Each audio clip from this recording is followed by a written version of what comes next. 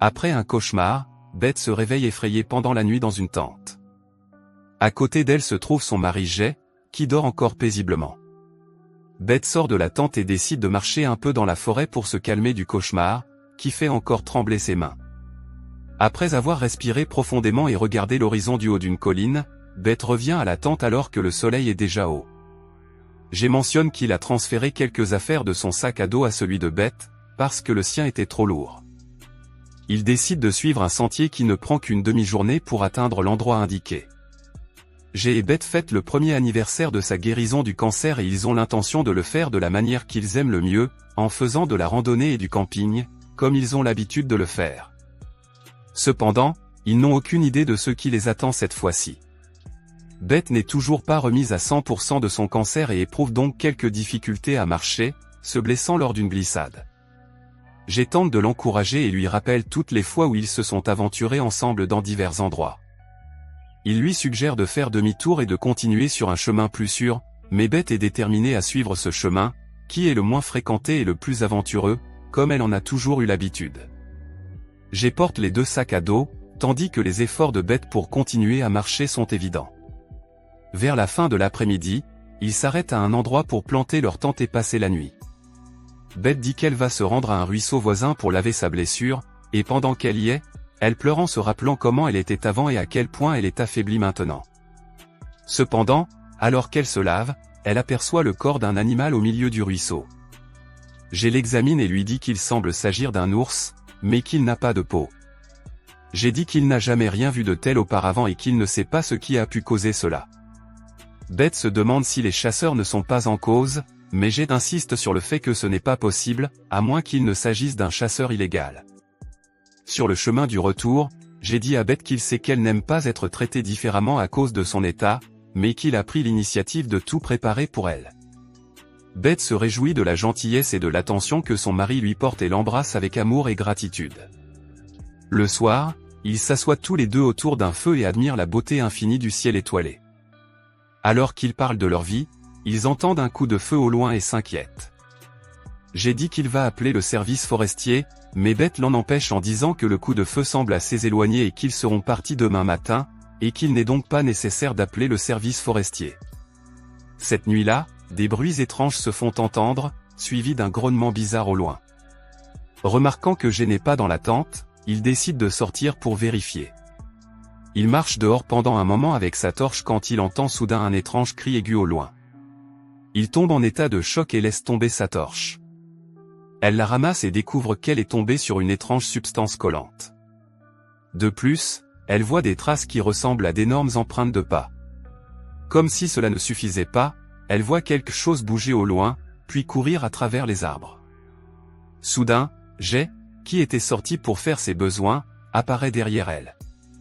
Ils retournent tous les deux à la tente et la trouvent complètement détruite, recouverte de la même substance que celle qu'elle avait vue plus tôt lorsqu'elle était tombée. En plus de la tente, leurs affaires ont également été endommagées, comme son téléphone et ses bottes. Jay voit également quelque chose de complètement étrange lorsqu'ils entendent à nouveau un cri aigu, suivi de rugissements terrifiants et de branches qui craquent. La situation plonge le couple dans le désespoir et le pousse à partir au plus vite. Alors qu'ils marchent, ils sont surpris par une étrange fumée sur une colline au-dessus d'eux, qui tombe derrière un arbre et dont une main monstrueuse saisit le tronc. Beth est fascinée, obligeant Jay à la repousser pour continuer à courir.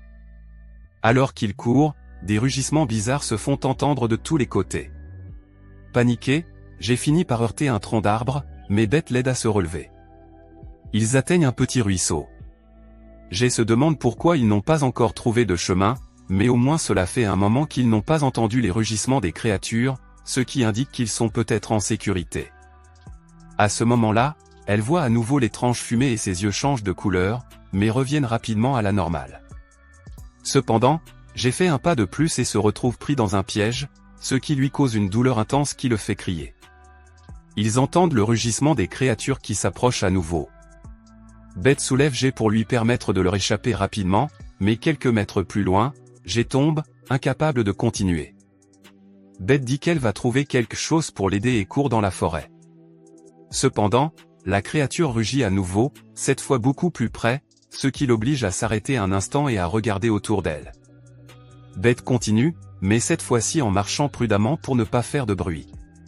Elle marche accidentellement sur une brindille sèche, ce qui provoque un bruit qui rapproche la créature. Beth parvient à s'échapper et découvre d'étranges ruines dans lesquelles elle pénètre. Elle y trouve un trou inhabituel et l'observe quelques instants quand quelque chose d'autre attire son attention. Des peaux humaines gisent dans les ruines et derrière l'une d'entre elles, d'étranges yeux l'observent. Cela la terrifie et la pousse à courir jusqu'à ce qu'elle trouve un vieil arbre tombé. La créature semble la chercher, quand soudain quelqu'un l'attrape par derrière et lui couvre la bouche. À ce moment-là, on entend des pas lourds s'approcher, suivis d'un grognement et d'une goutte qui tombe juste devant Beth, ce qui indique que la créature est très proche. Plus tard, on voit quelqu'un porteur un jet blessé, tandis que Beth ouvre la porte d'un endroit. L'endroit est la cachette d'un homme étrange, qui donne à Beth une trousse de premiers soins à utiliser sur Jay. L'homme se présente comme Quinn et tente immédiatement de faire taire Jay, qui hurle pendant que Beth tente de réparer sa jambe cassée. Quinn leur dit qu'ils doivent se taire pour éviter d'attirer la bête sur eux. Dans la nuit, Beth finit de coudre et de bander la jambe de son mari. Jay se réveille et montre l'objet étrange qu'il a trouvé au campement lorsque la créature a commencé à les attaquer. Quinn dit que la créature à laquelle ils ont affaire est connue sous le nom de Wendigo. Jay semble connaître les histoires de cette créature, mentionnant que chaque année, des milliers de personnes disparaissent dans les forêts américaines.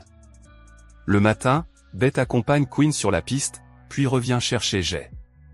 Cependant, alors qu'il marche, Quinn disparaît soudainement et laisse Beth seule. Beth marche, effrayée, en appelant Quinn, quand le Wendigo apparaît soudain et la fait tomber à terre. Elle est sur le point d'attaquer Beth, mais Quinn arrive et tire sur la créature, qui est encore sous forme de fumée. La créature s'enfuit et Quinn la poursuit à travers la forêt, mais perd bientôt sa trace, ce qui le rend furieux. Beth se plaint, pensant que l'homme l'a laissé là pour l'utiliser comme appât. Quinn lui répond que les balles n'ont aucun effet sur la créature et que la seule façon de la tuer est de séparer la tête du corps. Ne trouvant pas le chemin, les deux retournent à la cachette de Quinn. Beth examine la blessure de Jay et se rend compte qu'elle est infectée et que si elle n'est pas soignée rapidement, Jay pourrait mourir. C'est alors que Quinn révèle qu'il ne peut pas laisser Beth partir car il a remarqué qu'elle est malade. Quinn déclare que l'être ne se nourrit pas seulement d'humains, mais qu'il peut aussi posséder le corps de quelqu'un de faible, comme les personnes malades ou proches de la mort. Beth avoue alors qu'elle a eu un cancer il y a quelque temps, mais qu'il est revenu. Elle ne l'a pas révélé à son mari car elle voulait garder un dernier bon souvenir avec lui avant de mourir. Elle révèle également qu'elle est là pour se débarrasser de la créature parce qu'il a tué sa fille il y a quelque temps, et qu'il ne vit plus que pour se venger. Après quelques minutes, Quinn s'endort. Beth trouve un tunnel et s'empare d'une boîte d'allumettes, elle en sort et avance pour voir où il mène. Elle arrive dans une zone plus vaste où règne une odeur nauséabonde et, lorsqu'elle allume une allumette, elle découvre plusieurs restes de corps humains. Effrayée, elle quitte précipitamment les lieux. À son retour, Quinn la surprend et Beth l'accuse d'être un monstre et un meurtrier. Mais l'homme affirme que le vrai monstre est là et qu'il est prêt à tout pour l'éliminer. Il est révélé que Quinn a l'intention d'utiliser Jay comme appât pour la créature, mais Beth lui demande de le faire avec elle. Au moment de partir à la recherche de la bête, Beth sauve Jay, mais avant de partir, elle prend l'objet pointu que Jay a trouvé au campement lorsque l'attaque a commencé. Au fond de la forêt, Quinn dit à Beth de ne pas regarder le monstre dans les yeux, sinon il aura vite raison d'elle. À un moment donné, il s'arrête, car Quinn dit que le monstre est proche. Il jette alors Beth à terre et crie au monstre de venir la chercher s'il la veut tant. Soudain, la créature apparaît avec un rugissement monstrueux et se transforme rapidement en la voix de la fille de Quinn, qui baisse sa garde et tombe sous son influence. La créature frappe Quinn, le faisant tomber au sol avec un gémissement de douleur. L'être se retire et Quinn rampe vers un rocher. Beth va le voir et se rend compte que la créature a pris la forme de la fille de Quinn. Il le confirme, disant que c'est la raison pour laquelle il n'a pas pu tirer sur le monstre à ce moment-là. Beth tente de le convaincre de ne pas combattre le monstre et de quitter la forêt avec Jay, mais Quinn se met en colère et l'entraîne dans un autre endroit. Quinn emmène Beth au sommet d'une colline où se trouve un rondin et une corde. Il lui ordonne de grimper sur le tronc et de se passer la corde autour du cou. Quinn fixe la corde et crie à la créature. Pendant qu'elle crie, Beth cherche dans sa poche l'objet étrange dont elle a parlé plus tôt et frappe Quinn directement dans le cou après avoir attiré son attention. l'homme gémit de douleur en entendant la créature s'approcher avec la voix de sa fille. À ce moment-là, Quinn s'enfuit dans la forêt en entendant les chuchotements de la créature qui imite la voix de sa fille. Peu après, il tombe sur le sol, mais avant de mourir, il voit la créature devant lui avec le visage de sa fille, et il meurt emporté par le monstre. Beth se réveille la nuit, prend le couteau et court jusqu'à la cabane où se trouve Jay. L'être surnaturel la fait tomber à terre et la traîne jusqu'à l'endroit plein de ruines que Beth avait trouvé plus tôt. Elle y voit la peau de Quinn et panique, lorsqu'elle est soudain poussée par le monstre et tombe dans un trou. Quelques instants plus tard, elle se réveille sur une pierre de sacrifice. Beth se lève et regarde autour d'elle. Elle voit de la rupestre représentant une sorte de sacrifice avec une créature à proximité. Elle voit également des ossements humains sur le site et récupère le couteau, qu'elle saisit rapidement. Cependant, une fois de plus, la créature le rejette au même endroit. Le monstre l'entoure alors de grognements profonds et de pas lourds. Soudain, le monstre s'arrête et commence à ouvrir la bouche de Beth pour y introduire quelque chose. À ce moment-là, Beth frappe la créature avec le couteau, la faisant rugir de douleur et la jetant au loin. La créature le soulève en l'air en poussant des rugissements terrifiants. À ce moment-là, Beth voit le couteau toujours planté dans la poitrine de la créature et le retire. Au même instant, elle le plonge directement dans la bouche de la bête, qui pousse un nouveau rugissement de douleur, mais tombe cette fois au sol.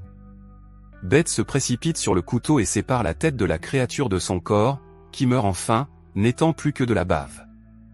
Beth commence à partir lorsque quelque chose qui ressemble à une larve commence à la suivre, mais elle la voit et l'écrase, mettant fin à cet être terrible une fois pour toutes. Beth sort du trou et est soulagée que tout soit terminé.